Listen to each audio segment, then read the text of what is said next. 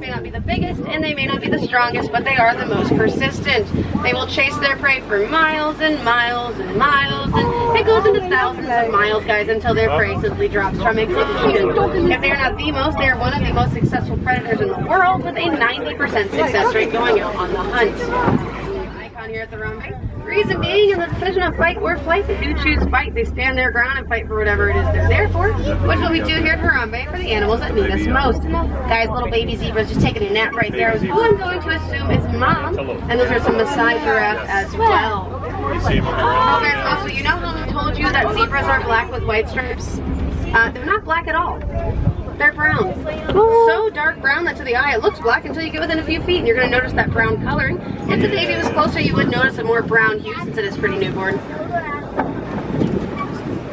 Now the Maasai giraffe, we know they're Maasai giraffe because of the pattern. It is more rough, more patchy looking. Their dressing horns is an Ankole cattle. I see a few more of them coming up here in the near future. Ankole cattle, I'm sure you noticed their horns are massive. From tip to tip, they're going to measure to be around 6 feet. And they weigh in at a whopping almost 5 pounds.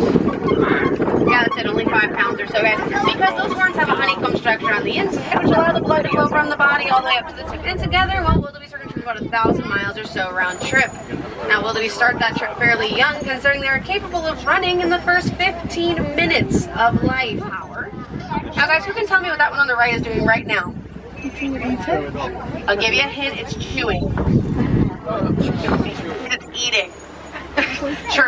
Yeah, they spend 18 to 20 hours every single day just eating. That is the pure reason why I want to be. They may have found that larger herd.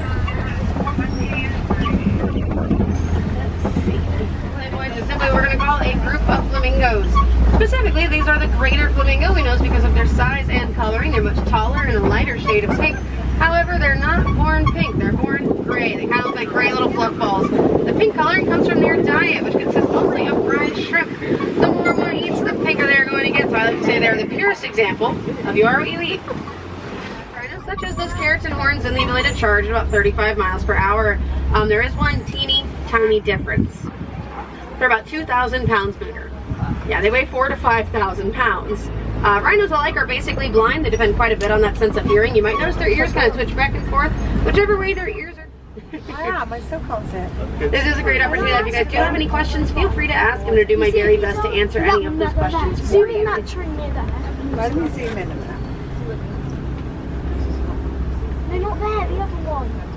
The owl thing. No, the one. Where?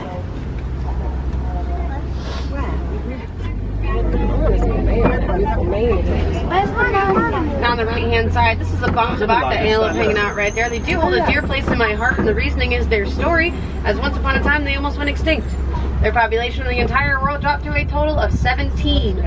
Luckily, there's a group of good Samaritans quite like yourselves that learned all they could about these animals and decided obvious physical difference, those tusks. They utilize those tusks to create the burrows that they call home, as well as to defend themselves from predators, all the way up to lions.